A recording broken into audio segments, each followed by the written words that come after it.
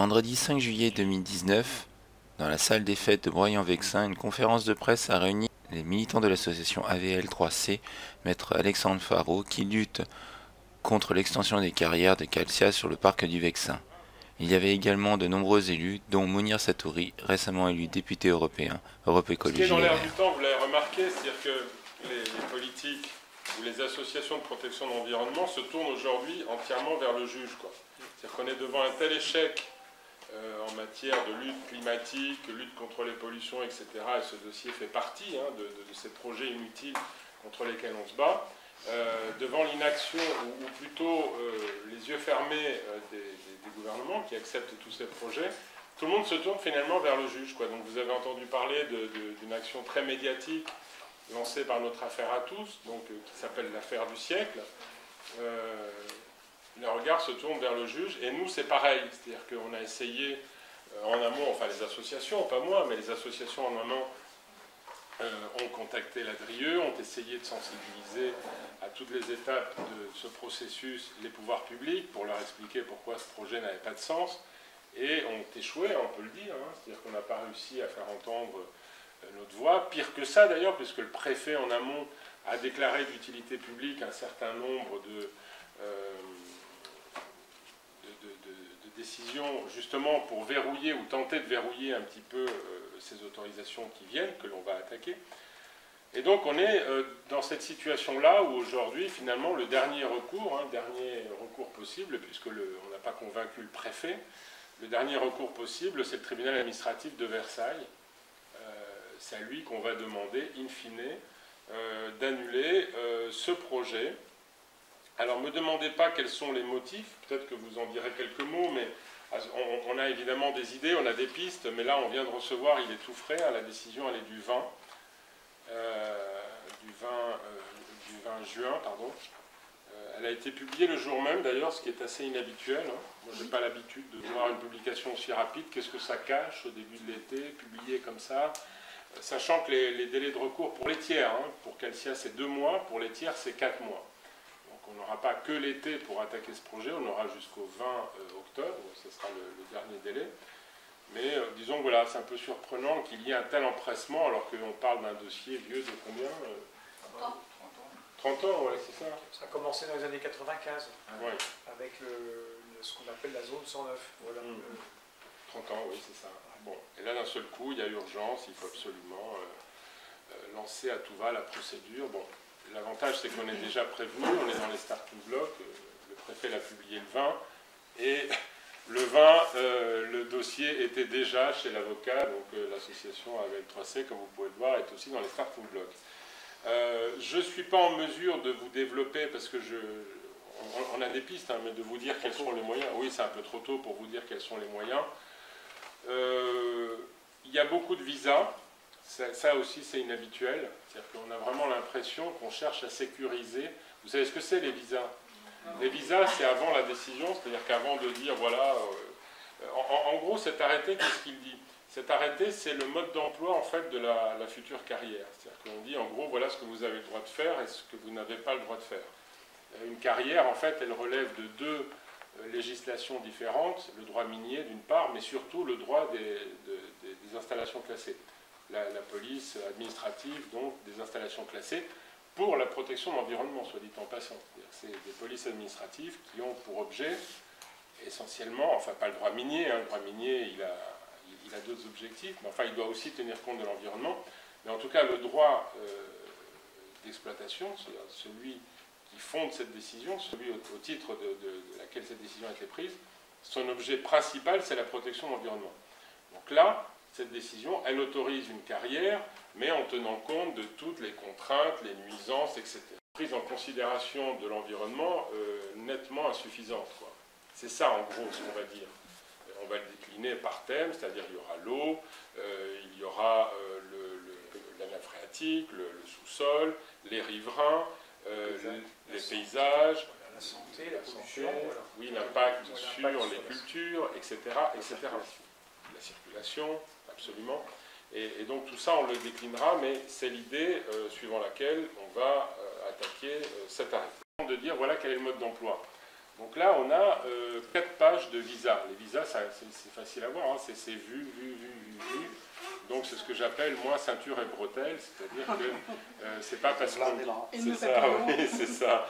Ils disent, regardez comme on est savant, donc on a bien lu le code de l'environnement, la nomenclature des installations classées, le code minier, le code forestier, le code du patrimoine, l'arrêté de machin, et basique, je t'en passe, et puis on a 4 pages de texte, donc pour bien donner l'impression qu'on a respecté et maîtrisé l'ensemble de ces textes-là. Ils en ont oublié d'ailleurs. Et ils en ont oublié. Le premier, c'est l'arrêté de juin 2000 Exactement. sur la zone 109, c'est Ouais. le premier qu'ils ont oublié. Voilà. Vu le code minier, mais pas vu le décret du 5 juin 2000, Oui, qui lui contient des conditions d'exploitation qui ne sont pas respectées dans l'arrêté. Et pourtant, et pourtant, vous voyez, c'était quand même... c'est pas un oubli. C'est pas un oubli, je pense que c'est sournois et c'est réfléchi de la part de l'autorité administrative. Mhm. Sournois, c'est l'autorité administrative. En tout cas, moi, j'ai jamais vu... aller chercher. Oui, mais c'est intéressant parce que à partir du moment où vous mettez tous ces visas, vous dites quelque part, voilà, j'ai conscience que j'ai pris cette décision en tenant compte du fait que j'ai bien tenu compte de ces dispositions, etc. Et nous, notre jeu, il est assez simple, c'est-à-dire qu'on va aller voir tous ces documents Et vérifier la véracité. et vérifier si on remplit effectivement les conditions fixées par l'arrêté complémentaire, l'arrêté préfectoral du 19 décembre, etc. Très souple, quoi. On a peu de contraintes, quoi. Assez au final, hein, Je pense que ceci explique cela. oui, Parce que le mode d'emploi était succinct, oui, ils ont c'est voulu ça. faire la démonstration que Absolument. même si c'est succinct, on a tenu compte de toutes les réglementations et la paix. C'est ça, exactement. Exactement. Donc ça, c'est jamais bon signe, quoi. C'est-à-dire Ah, c'est pas bon signe, si vous voulez, dans un projet de ce type, quand on sait qu'il y a une opposition certaine, que le projet est regardé à la loupe par les riverains, les associations, qu'il est combattu depuis des années, des élus, etc. Quand on est un préfet qui a envie de sécuriser ou d'autoriser à tout va cette activité, il se protège en mettant beaucoup de contraintes, en disant « Ok, je vais l'autoriser, mais avec beaucoup de limitations, il faudra faire attention, voilà ce que vous avez le droit de faire, mais surtout ne faites pas ça. » Eh bien, le « surtout ne faites pas ça », là, il n'est pas très explicite, quoi. Dans l'ensemble des actions que vous allez mener, il n'y en a aucune évidemment qui est susceptible d'être suspensive de la décision d'application du début des travaux. Non. Comment faire dès lors pour s'opposer au début des travaux? Moi, je voudrais rappeler juste une chose, à partir du moment où le début arriveront, la partie sera perdue. Parce qu'on est 50 Pékin et on ne va pas aller à 50 Pékin devant des machines de guerre qui vont détruire le territoire. Une fois que le territoire sera touché, ce sera fini. Comment est-ce qu'on fait pour empêcher ça? Qu'est-ce que vous avez comme solution? Le déboisement, des conversations juridiques au long cours qui tireront à une fois que la bataille sera perdue. Bon, Comment on fait? alors, des solutions, il y en a plein.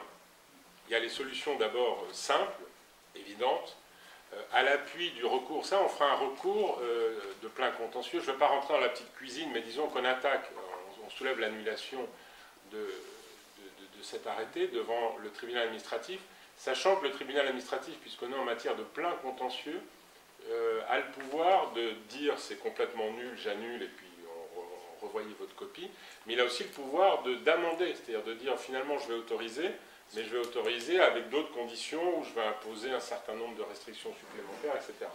Ça, c'est le fond, ce que vous disiez, c'est-à-dire que ce n'est pas ça qui va arrêter, puisque le principe en droit administratif, c'est que l'autorisation ou l'attaque devant le tribunal n'est pas suspensive, ce que vous avez relevé. Bien. Alors, ce qui est possible, c'est de faire ce qu'on appelle un référé suspension. Condition du référé suspension, dans cette matière, en fait, il y en a deux. Première condition, il faut avoir déposé un recours en annulation au fond, mais ça, on l'aura fait. Et il faut qu'à l'intérieur de ce recours, le juge des référés, qui est un juge unique, trouve des motifs d'annulation. Voilà, il faut qu'il y ait des motifs sérieux d'annulation. Première condition. Et deuxième condition, l'urgence. C'est-à-dire qu'il faut, et ça c'est plus compliqué, hein, je ne vous le cache pas, il faut qu'on trouve à lui expliquer qu'il y a une certaine urgence à suspendre ces travaux. D'abord, on a un très bon dossier de fond, donc on risque d'obtenir l'annulation, donc première obligation.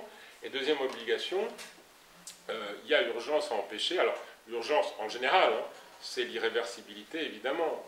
C'est-à-dire qu'une fois qu'ils auront touché la nappe phréatique, par exemple, et pollué, c'est compliqué d'aller nettoyer une nappe phréatique. Maintenant, il y a la forêt, ils Ou la vont forêt, détruire ouais. une partie pour faire passer le chemin, enfin le souterrain, et en fait, on fait un trou et on bouche après, c'est pas un souterrain, donc forcément, on détruit la forêt. Donc là, il y a quand même une phase où... Après, il y a d'autres procédures que je ne vais peut-être pas développer, mais disons qu'on peut, y compris, aller devant d'autres juridictions qui ne sont pas les juridictions administratives. Non, françaises, on peut. Ah, après, on peut européennes, mais ça, on en parlera, vous en parlerez. Mais on peut aussi... Comment ? Rien, c'était une plaisanterie. Ah oui. On peut aussi aller devant le juge des référés, tribunal de grande instance, si, par exemple, on découvrait une espèce protégée ou une espèce particulièrement intéressante sur le site et qu'elle n'a pas été prise en compte, par exemple, dans le cadre d'études d'impact, donc il faut la protéger. Nous, on a fait, enfin vous en connaissez peut-être, mais on a obtenu des bons résultats de ce type-là dans un projet autoroutier, donc c'était le Scarabée Picpus, qui avait permis de bloquer pendant quelques années un projet autoroutier dans le sud de la France. Et je m'étais occupé aussi d'un incinérateur à Fos-sur-Mer.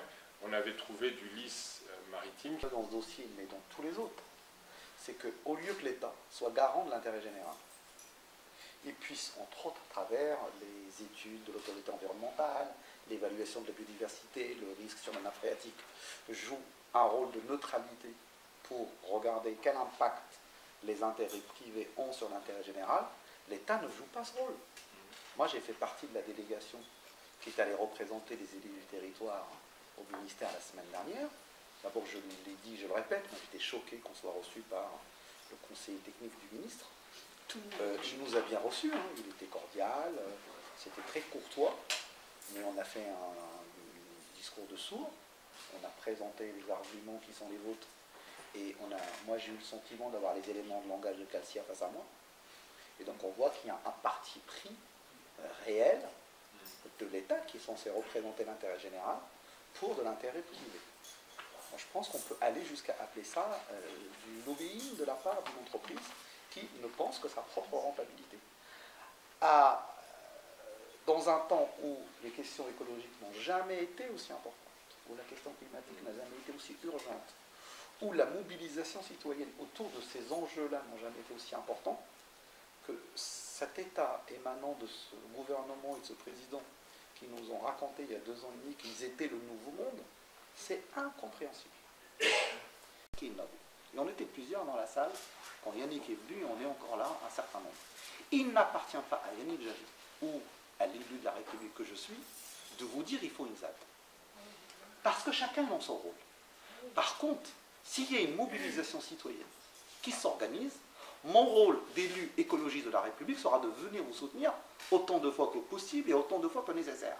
Mais on ne va pas inverser les rôles. D'abord, non, mais j'ai l'impression, avec tout le respect que je vous dois, j'ai l'impression que votre bouche, la ZAD, le mot ZAD est le remède miracle au problème. Je comprends votre détresse, je comprends votre inquiétude. Et vous savez quoi?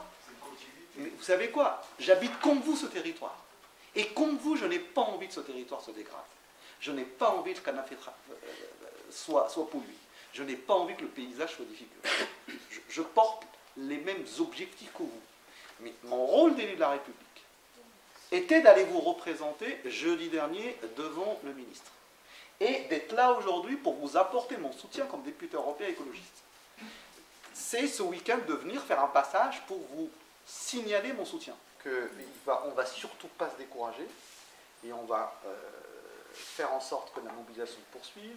Chacune et chacun d'entre nous jouera son rôle, les recours juridiques seront faits, la saisine de la commission pays qui sera faite, le suivi des autres recours engagés par les communes aussi. Je ne doute pas un instant de la capacité de mobilisation et que chacun va chercher à mobiliser autour de lui. On est très content à chaque fois qu'on fait une manifestation que la presse locale soit là pour couvrir l'événement. On souhaite qu'avec le temps, d'autres types de médias nous rejoignent et on ne va rien lâcher.